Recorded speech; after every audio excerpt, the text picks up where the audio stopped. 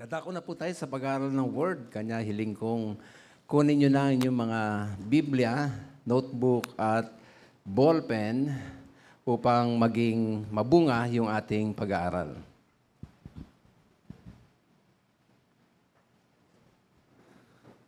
Ating buksan ang mga Biblia natin sa Matthew chapter 5, verse 39. Ang verse na ito'y popular sapagkat madalas nating nako-quote. Pero ang ganda-ganda ng mensahe nito para sa ating lahat. Tumayo na tayo bilang paggalang sa pagbabasa at muli papahayag tayo ng blessing. Pwede bang sabihin natin sa mga kasamahan natin, pagpapalain ka ng Panginoon. Yan. Alright. Matapos mabasa, please remain standing. Tayo hihingi ng wisdom sa ating Panginoon. Matthew 5:39. Handa po. Basa. But I say, do not resist an evil person. If someone slaps you on the right cheek, offer the other cheek also. Aming Ama, hindi lamang mga awit pagsamba, kundi mga puso namin ang inihahandog namin sa iyo dahil ito ang tatanggap ng banal mong salita. Matamo naming lahat yung inihanda mong blessing ng iyong word kasi ito'y talagang ipinagkaloob mo sa amin upang kami ay mabusog, magbago, at magkaroon ng direksyon at makalakad kami sa iyong kalooban. Sa pagkakataong ito, mangusap ka, ikaw ang magsalita. Lahat ng mga pagpapaliwanag, ikaw ang aming makita. Ikaw ang tumulong, ikaw na banal na espiritu na siyang aming helper. At bayaan mong marinig ka namin, bata, matanda, member, attender, nandito o nasa online, ay masabi namin tunay na katagpo namin ng Panginoong Yesus. So Lord, sa iyo na namin ito pinagtatagubilin, magsalita ka at makikinig kami. Magpapailalim sa power at authority ng iyong word in Jesus' name. Amen. Thank you.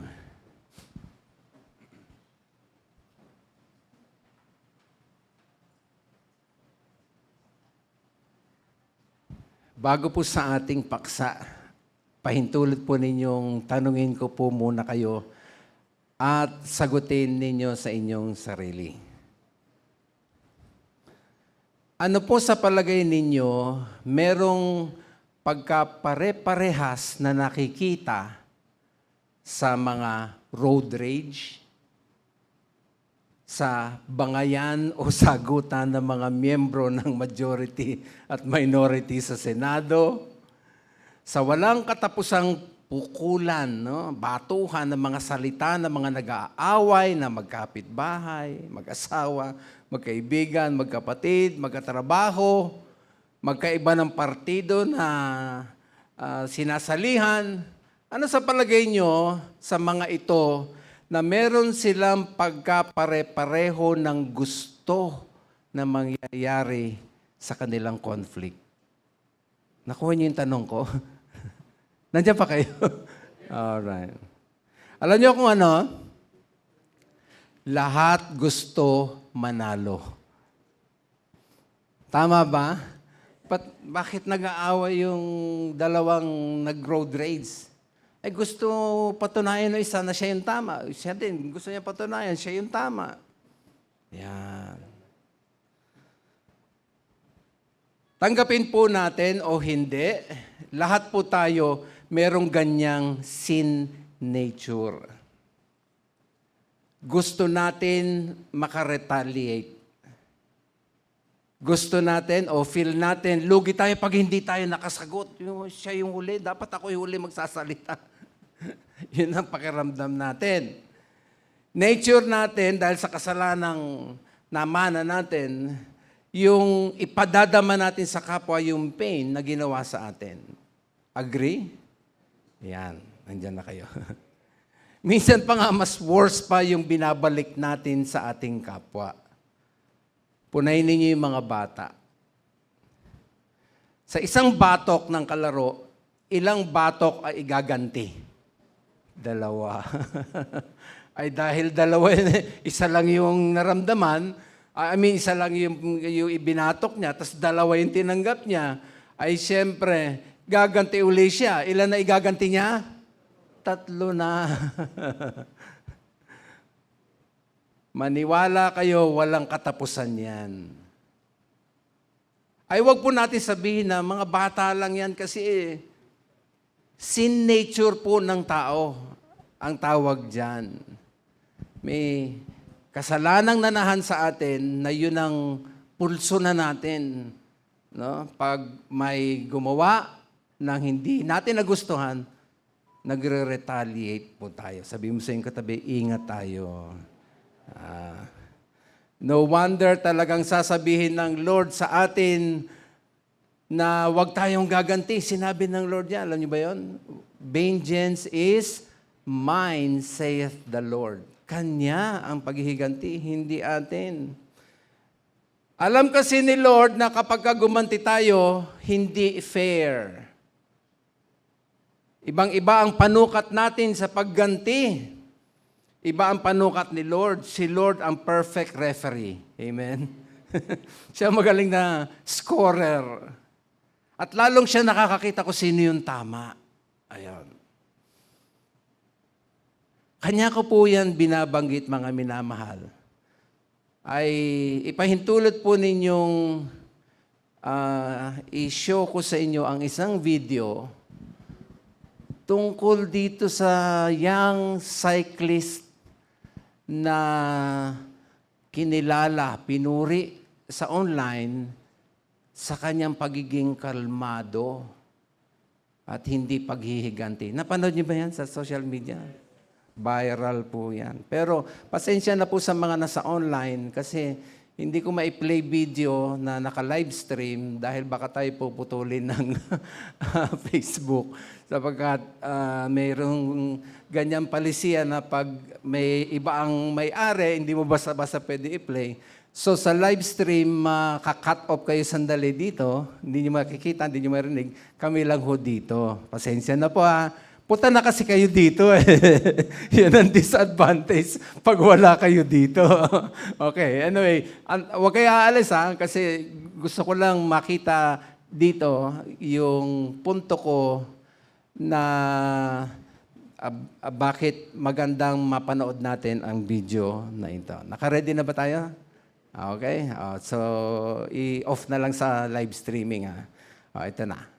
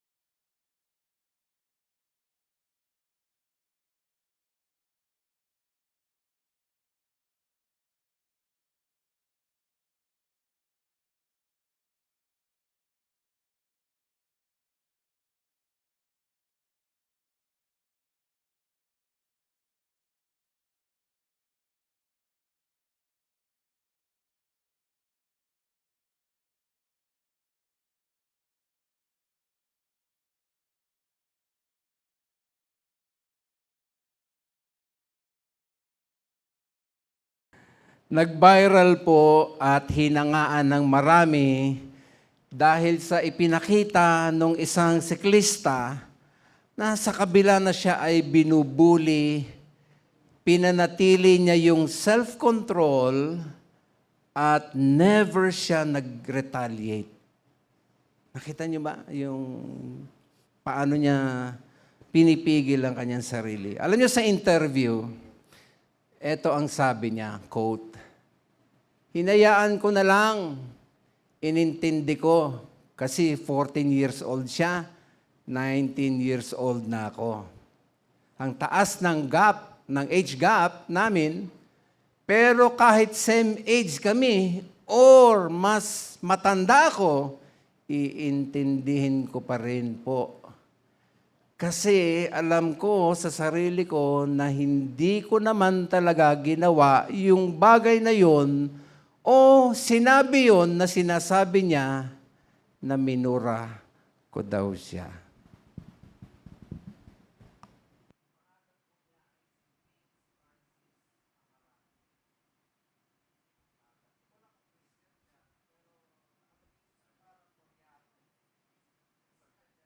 File. Anyway, sabi din sa interview, makinig,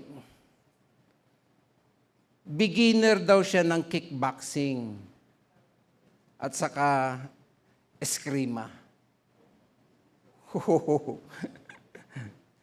Pero sa kabila na may kaalaman siya dito, self-defense, mas pinili niyang wag gamitin yung kaalaman niya sa self-defense.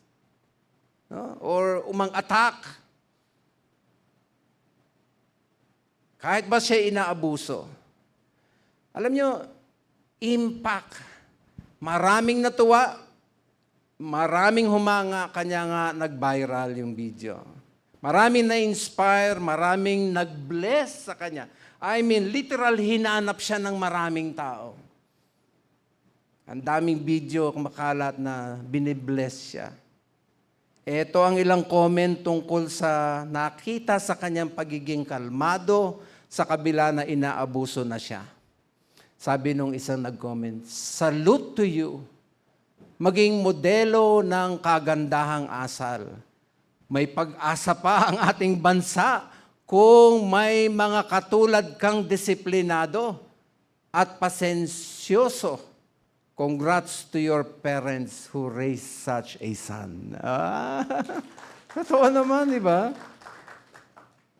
Magulang talaga pinuri eh. Napalaki siyang ganon. Ito pa isa. Tama po. Nawa lahat ng kabataan maging katulad mo. God bless you. Wow. Di ba? Sa katunayan, dahil marami ang natuwa sa kanya, sadya siyang hinanap ng marami at hindi lang para i-encourage, hindi lang para siya ay i-congrats, kundi para siya ay i-bless. Literal, pinagpala siya. Natuwa eh.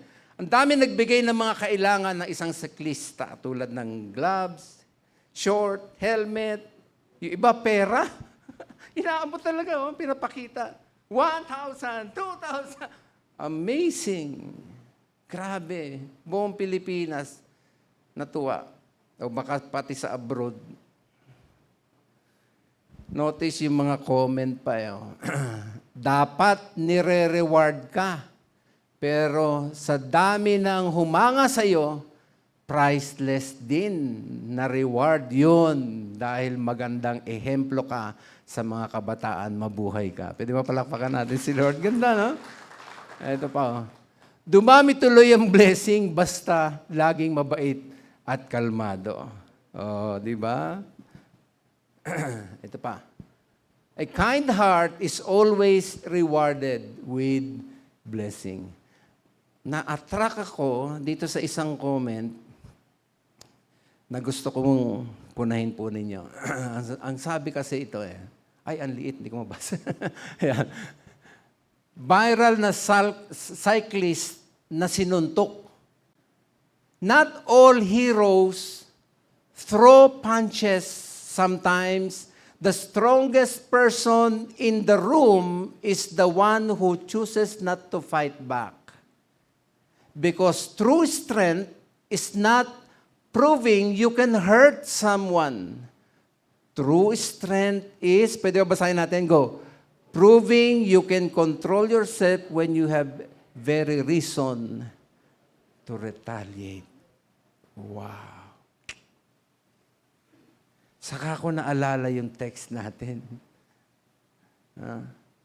But I say, do not resist an evil person. If someone slaps you on the right cheek, anong gagawin? Offer the other cheek also. Ay, hindi po yan na tuturo na literal na bibigay mo yung extreme interpretation yun. Ang punto lang ni Jesus, huwag kang gaganti. Kanya, Na-inspire talaga ako. Ganda ng pinakita ng kabataan na yon, na ito yung mensahe sa ating lahat. No? May mensahe si Lord dyan sa mga nangyayari sa paligid natin. At tama-tama ang salita ng Panginoon, nagpapaalala sa atin. Naniniwala ko dyan sa nangyari sa siklista na nag-viral na video, may mensahe si Lord sa ating lahat. At ito ang nais kong i-share po sa inyo at ang pamagat nating pag-aaral, winning by not fighting back. Mas panalo ka kung ikaw ay hindi gumaganti. Tatanungin niyo kung ano nangyari dun sa sumuntok sa kanya. Ang dami ng comment. Tumigil na sa pag-aaral kasi hinahunting siya ng maraming netizen. Gusto siyang gantihan sa hindi nakitang maganda sa kanya. Nagmamakaawa na siya, nagsosorry na siya dahil hindi na siya makalabas ng bahay. Samantalang yung isa, panalo. Amen ba? Winning by not fighting back. Simulan po natin ang ating pag-aaral sa cultural and contextual background nung binasa natin. Ito muna para lubusan natin maunawaan yung text. Ang Jewish people dito ay nabubuhay under Roman oppressor. Okay? Sa madaling salita, no? Laganap talaga nung panahon nila na sinasaktan ng kapwa. Kanya nga ang ginawa sa Panginoong Hesus, barbaric eh. So talagang marami nasasaktan noong mga panahon na yon.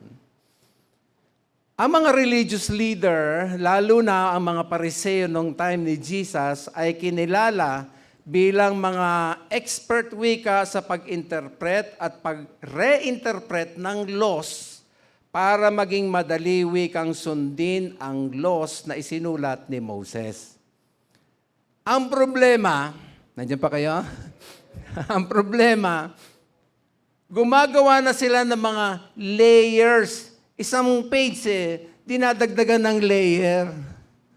Ini-interpret nila dinadagdagan, nag-a-add na mga aral na naging Jewish tradition.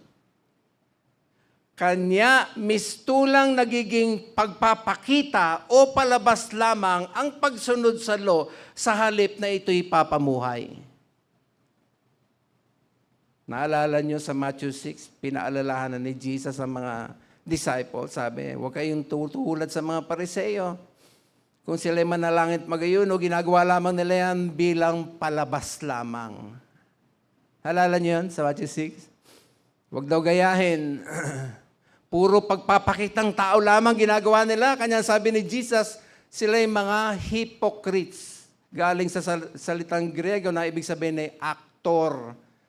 Mga artista, hindi tunay na religious panglabas. Now, about sa context ng paghihiganti, ito na mga connection. The most well-known teaching on vengeance sa Jewish tradition, dahil nag-layer-layer na sila na interpretation, ito na ang pinaka well-known na pinapractice nila comes from what is often called lex talionis.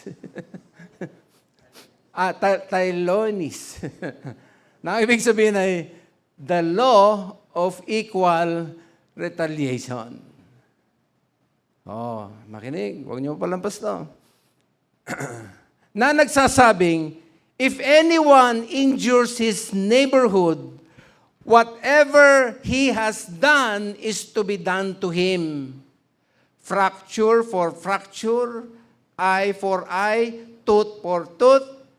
As he has injured the others, so he is to be injured. Nakita ninyo yung practice na ng mga Jew nung time ni Jesus na itinuro na ng mga Pariseo na naglagay na ng mga layers of interpretation sa law ni Moses. Ang tawag yan minsan ay limited vengeance. Gaganti ka pero limitado. Kung ano yung saktong ginawa sa'yo, ganon din ang gagawin mo. Binato ka ng bato, bato rin ang gagamitin. Huwag bakal. Okay. Basta eksakto, binalian ka, babalian mo din. Limited vengeance. So, ganon ang nasa isip nila. Kumbaga, sukat lang kasi. Kung ano yung ginawa, yun lang din ang ipanggaganti mo. Pero itong Matthew 5:39, kakaiba yung inintroduce ng Panginoong Hesus. He doesn't just limit revenge, He eliminates entirely yung paghihiganti. Wala nang paghihiganto yung gagawin. Kanya nga sabi, pag sinampal yung kanang pisngi, iharap mo din yung kaliwa. The religious leaders of Jesus' day, ginawang external observance. Pero ang Panginoong Hesus, ang true righteousness is not about rules, it's about conditions of the heart. Pagbabago ng puso. Yun ang punto ng ating Panginoong Hesus. Notice yung verse uli. Hindi yan. No. Notice yung sinabi ng verse ng Matthew 5:39. But I say, do not resist an evil person. Ibig sabihin, kung sasampalin ka sa iyong kanan, iharap mo yung kaliwa, ang punto ng ating Panginoong Hesus dito is about inner attitude. Hindi yung physical safety. Do not resist means refusal to repay evil with evil. Yun pala ibig sabihin nun. Huwag kang gaganti dahil masama ang gumanti. Sabihin mo sa iyong katabi, masama ang gumanti. Yan pa naman ang sin nature natin no? Paalala, sabi ko nga sa inyo, nung pinapanood ko itong video, talaga ang lakas ng paalaala ng Panginoon sa atin, sa mensahe diyan. How come itong bata na ito, sa kabila ng may sin nature, nakuha niyang piliing hindi gumante. Di tama si Jesus. Yun ang panalo. Romans 12:17-21, do not repay anyone evil for evil. Be careful to do what is right in the eyes of everyone. It is possible, as far as it depends on you, live at peace with everyone. 19, do not take revenge, my dear friends, but, ang ganda nito, leave room for God's wrath. Bayaan mo kay Lord yun. Trabaho ni Lord yun. Kasi nasusulat, no? It is mine to avenge, I will repay, says the Lord. Sabihin mo sa iyong katabi, kay Lord ang paghihigante. Yun. Yan natin. Kasunod. On the contrary, if your enemy is hungry, ano gagawin mo? Feed him. If he is thirsty, give him something to drink. In doing this, you will heap burning coals on his head. Verse 21. Do not overcome by evil, but overcome evil with good. Choose, I like this part, choose to break the cycle of hostility. Putulin. No? Seek God's way of justice, not revenge. Pwede ba palakpakan natin si Lord? Now, tungkol naman dun sa offer the other cheek also. Haharap mo yung kaliwa. Hindi po ito nangangahulugan na maging isa kang doormat na hayaan mo na lamang tapak-tapakan ka ng sino. Hindi yun ang sinasabi dyan. The heart of the matter dito, mga minamahal, is imitating Christ. Gagayahin natin ng Panginoong Yesus. Turning the other cheek is a mirror of Christ's humility. Naalala ninyo bago ipako sa krus ang ating Panginoon, anong ginawa sa Kanya? Sinuntok siya. Tama ba? Binunutan ng balbas, dinuraan, hinampas, minura, kung ano-anong pinagagawa, sinipa, sinadlak, kung ano-ano pinagagawa sa ating Panginoong Yesus. Gumanti ba siya? Hindi. So yun pala ang ibig sabihin nung ihaharap mo yung mukha mo na kabila. Ang ibig sabihin, gagayahin mo yung karakter ni Jesus. Okay?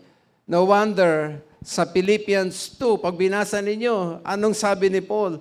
Have this mindset. Magkaroon kayo ng ganitong pag-iisip. Ano yung pag-iisip na yun? Yung pag-iisip na ginawa ng ating Panginoong Hesus na ang sabi, who though He was in the form of God, emptied Himself. Nagpakumbaba. Hinubad niya ang kanyang pagka-Diyos. Hindi niya ginamit kasi kung Diyos siya, pwede na niyang hipan lang lahat yung mga nagpako sa Kanya. Mga mamatay ang lahat na mga yon. Tama ba? Hindi niya ginamit ang kanyang pagka-Diyos. Hinubad niya ito, bagkus. Siya ay nagpakumbaba. Tanong, gumaganti pa ba tayo? Ikaw ba yung gusto lagi huli ang sasalita o sasagot? Naku, sa social media, uso-uso yan. Ano?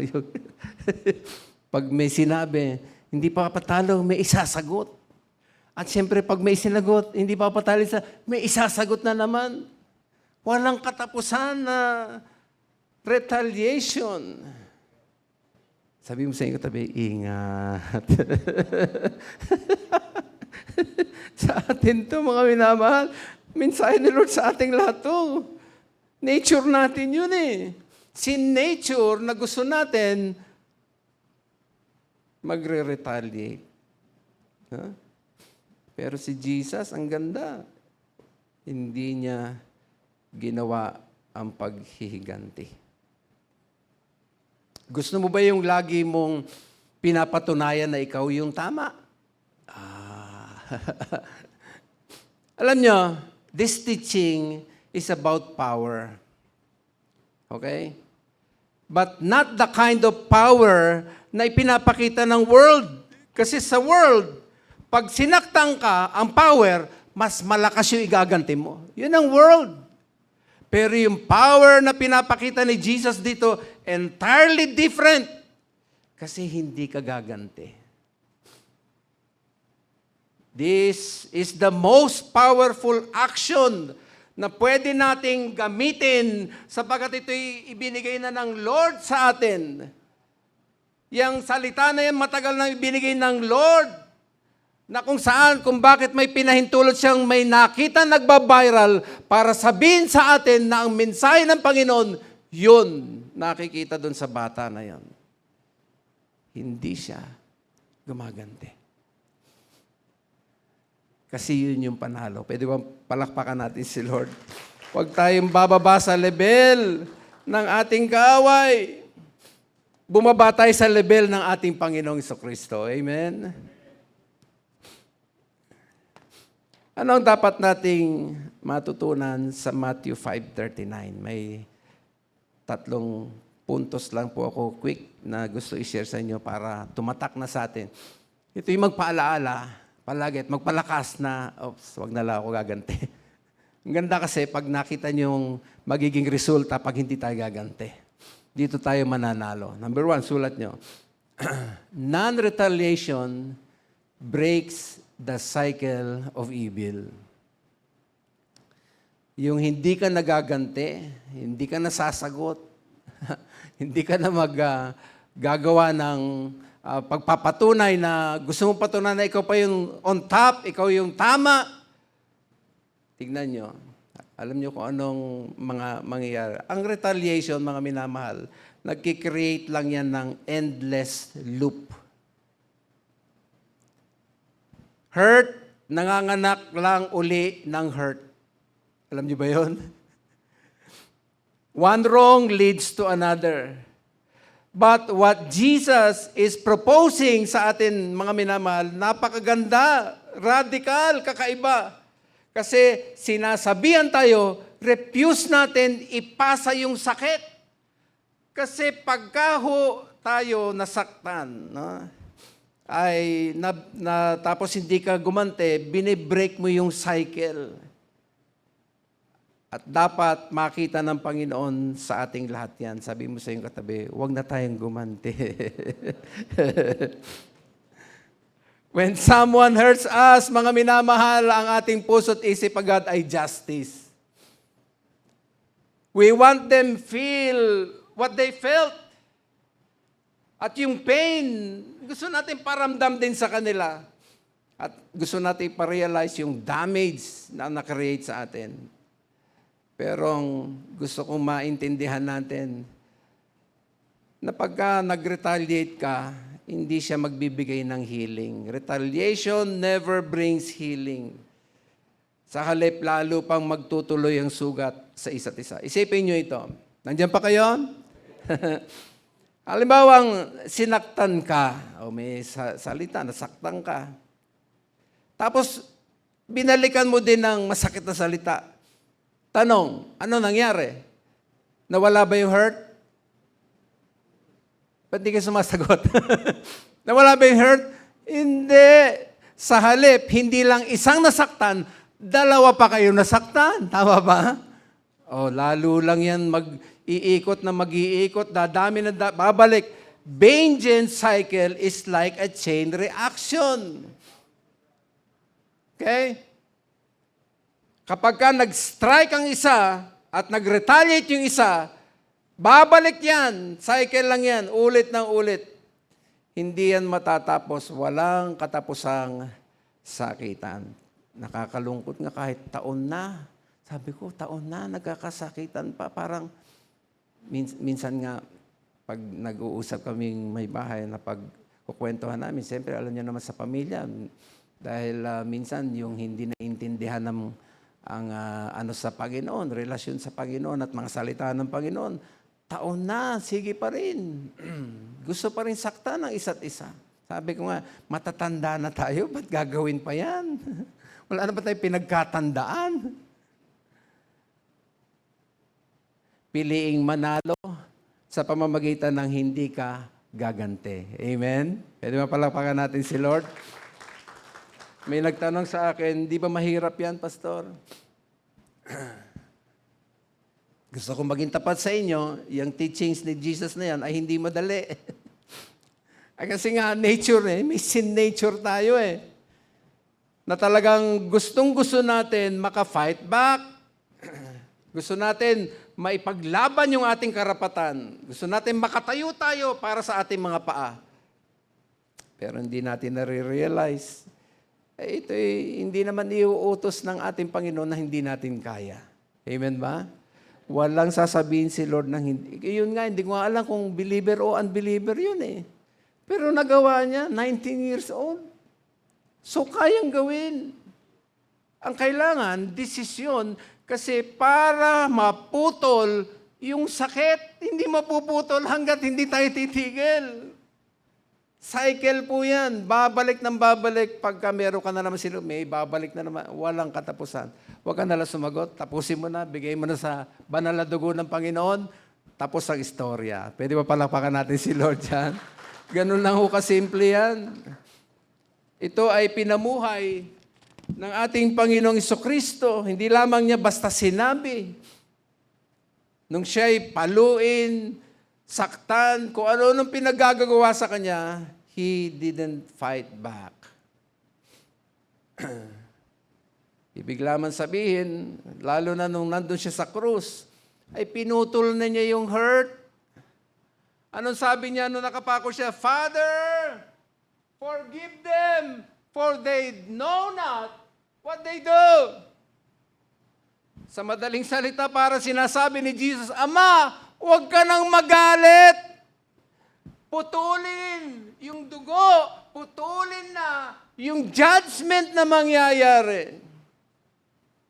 Sana makita natin yung kapangyarihan ng Diyos na sinasabi sa atin dito, na once na hindi ka retaliate, sinunod mo yung sinasabi ni Jesus, pinuputol ng kapangyarihan ng banal na dugo yung hurt, yung cycle ng evil, yung pangingialam ng mga masasamang espiritu na pinag-aaway-away ang mga anak ng Diyos. Napuputol dahil sa kapangyarihan ng banal na dugo ng ating Panginoon. Amen ba? Tama-tama yung awit natin kanina. Yung blood ni Jesus sa cross, napaka-makapangyarihan yan sa ating buhay. Pwede ba minsan papalakpakan natin ang ating Panginoon? This is the power of non-retaliation, mga minamahal.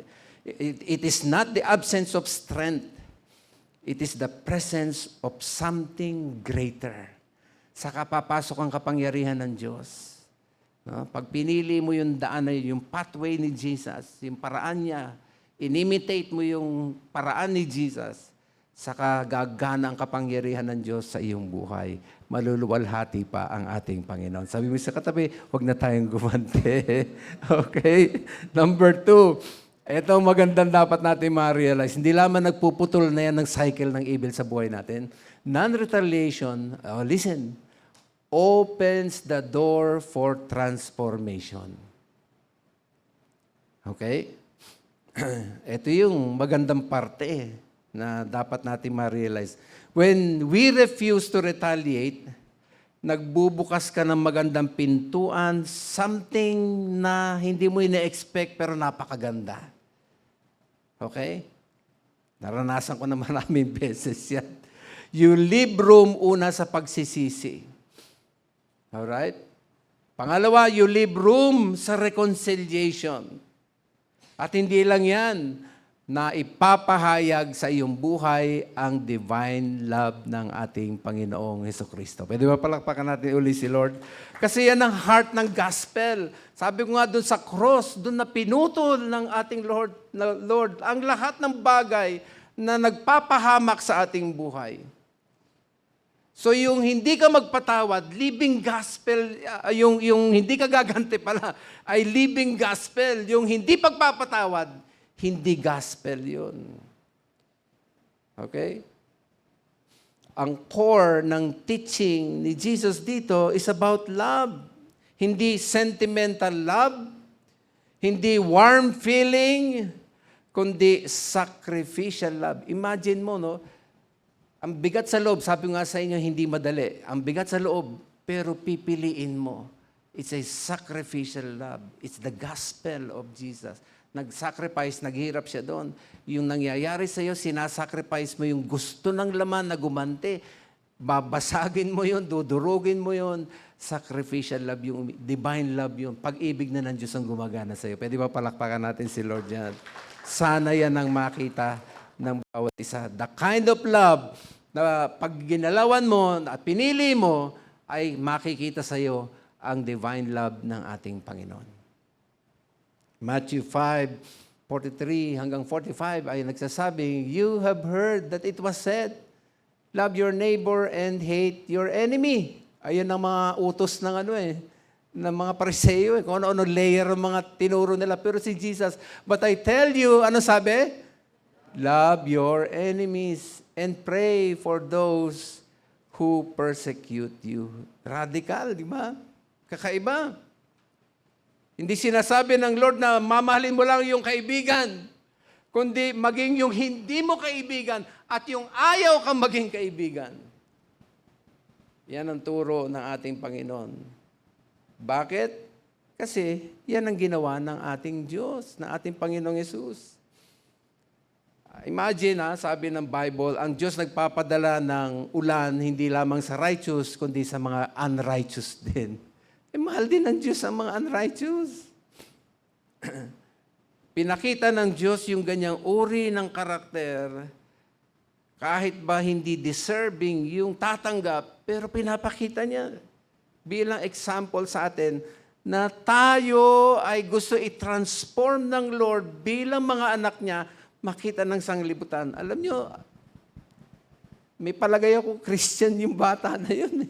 Kasi ang tindi talaga ng impact sa kanya nung gospel na kung saan ang nakita ay hindi ang pag-retaliate, kundi pag-ibig na nanggagaling sa ating Panginoon. Alam niyo ba yung istorya ni Aling Mary? Hello? Andiyan ka na naman, Pastor. Si Aling Mary ay isang mabuting mananampalataya. Matulungin, pero hindi lahat ng mga kapitbahay niya ay mabuti sa kanya. Sa katunayan, meron isang kapitbahay siya, ang pangalan ay si Aling Nena. Sabihin mo sa iyong tabi, Aling Nena. Hindi siya mabuti kay Aling Mary. Mahilig ito sa mga halaman, sa mga bulaklak, mga ganyan. Mahilig yan si Aling Nena. At saka si Aling Mary, mahilig din sa mga bulaklak. Kaya lang, ang problema, naiinggit itong si Aling Nena kay Aling Mary. Kasi ang gaganda ng mga bulaklak doon sa kanyang bakuran. Etong gusto kong huwag niyo mamintis. Nung gabi, dahan-dahan pumunta si Aling Nena. Pinaggugupit yung bulaklak nung nandun sa bakuran ni Aling Mary. Nakita ng mga kapitbahay. Alam na natin, pag nakita ng kapitbahay, ano magawain ng kapitbahay? Ikwento, di ba? Kabukasan, kinuwento kay Aling Mary kung sino ang gumawa nung nagpuputol ng kanyang mga bulaklak. Alam mo ba kung sino nagpuputol? Kitang-kita namin. Dami nila, mga marites. Sabi ngayon ng mga kapitbahay, ay, yan, si Aling Nena may kagagawa niyan. Naiinggit sa'yo. Kanya yan, pinagugupit. To make this long story short, in-expect ng mga kapitbahay, gaganti itong bantayan natin. Ang galing mga kapitbahay talaga. Babantayan ka niyan. Binantayan nga. Ay, nakita nga lumabas din ng gabi. Nakita nga nila lumabas din ng gabi itong si Aling Mary. Pumunta doon sa Uy, gising. Tingnan nyo. Ito na si Aling Mary. Gagante. Na-surprise sila. Ang ginawa ni Aling Mary doon sa bakuran ni Aling Nena ay nagtanim ng magagandang buto na magagandang bulaklak ang maibubunga. Nagulat sila. Nagulat ng mga kapitbahay. Ano ito? Ibang klase ito si Aling Mary. As usual, anong gagawin ng mga kapitbahay? Pag matapos silang masaksihan ang ginawa ni Aling Mary, kabukasan anong ginawa? Ni-report kay Aling Nena. Huy. Yung ginawa mo, ibang ginawa. Ibang klase si Aling Mary. Medyo napaisip-isip si Aling Nena. Sa kabila na pinagpuputol-putol ko yung kanyang mga bulaklak, ay ganito ang kanyang ibinalik sa akin. Alam niyo bang lumambot ang puso ni Aling Nena? Nag-sorry siya, inamin niya. Naging magkaibigan. At dahil mananampalataya na isama sa church, hanggang sa naging mananampalataya si Aling Nena. Pero palakpakan natin si Lord. Anong lesson? Alam niyo yung hindi paghihiganti, nagbibigay daan para maging maliwanag sa kapwa ang pag-ibig ng Diyos. Totoo yun. Nakikita sa iyo ibang klase ang pag-ibig. Nakita niyo epekto dun sa bata. Kung paanong lahat pinagpapala siya, ini-encourage siya, bine-bless, lahat. Tuloy-tuloy pa hanggang ngayon. Check niyo. Buhay na buhay pa yung istorya. Ano nga kaya ko ang makita ng Diyos sa mga mananampalataya? Yung kapangyarihan ng Diyos ang gumagalaw sa atin. At nagiging daluyan tayo ng kanyang liwanag at pag-ibig ng ating Panginoon ang lumalabas sa ating buhay. Amen ba? Possible ba yon?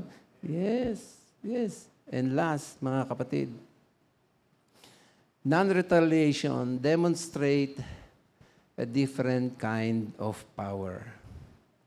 Iba ang pinapakita nito, mga minamahal. Napakamakapangyarihan. The power of loving the unlovable. Unang kapangyarihan, pagbabago sa iyong sarili.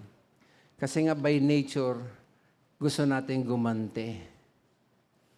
Pero ang una mong makikita, binago ka na ni Lord. Change sa sarili mo. Yung hindi mo nagagawin yung dati mong ginagawa. Transformation sa loob. Puso ang issue. Ba? Hindi lang yan. It changed them. No? Sila. Minsan, hindi sila nagbabago, pero there is something na nadidisarm sa kapwa pag ang nakita sa iyo ay puro pag-ibig ni Kristo. Ha? Wala silang panlaban dyan. Kasi pag-ibig na ng Diyos yan. Pwede bang palakpakan natin si Lord dyan? Ha? Change us, change them. Ay, siyempre, nagiging testimony yan sa sanglibutan. Ba? When we choose to love, ay lalong nakikita yung pagiging Kristiyano ng bawat isa. Sabi ni Jesus, di ba? The world will know that you are my true disciple if you love one another. Sabi mo sa iyong katabi, I love you with the love of the Lord. Ayan. Di ba?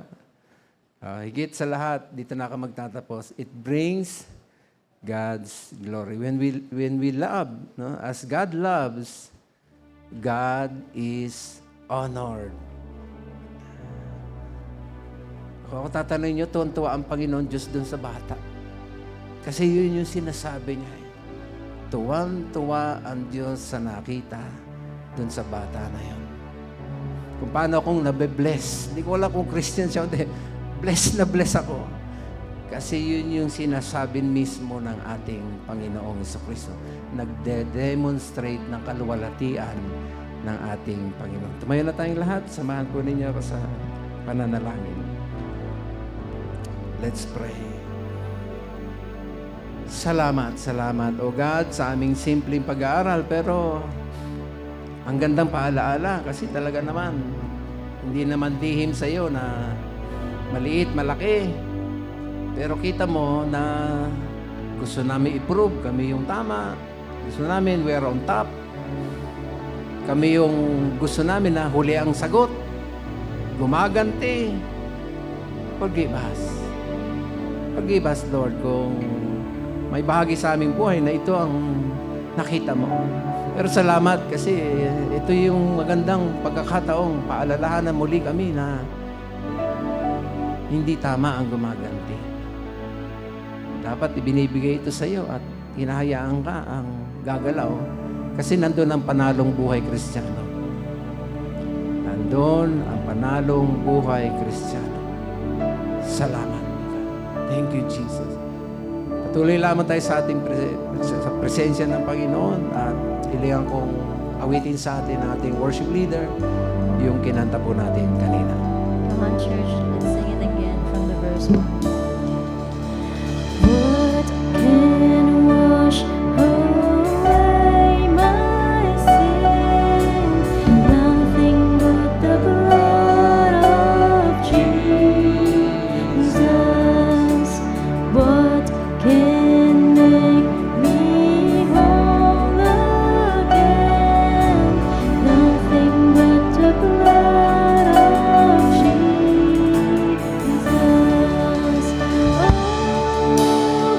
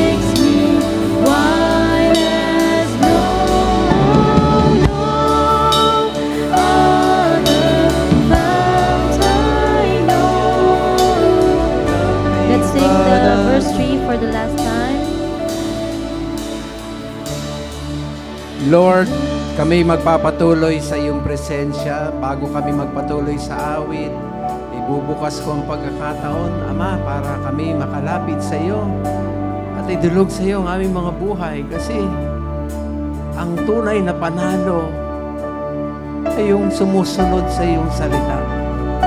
Pinamumuhay ang iyong salita. Sa aming panukat, yun ang aming judgment, yung kami ay panalo pag napatunayan namin kami tama. Sa aming panukat, kami ang panalo kapag kami ay nakaganti. Pero hindi ito ang tunay na panalo, O God. Ang tunay na panalo at pagwawaging buhay Kristiyano ay lumalakad sa iyong kalooban.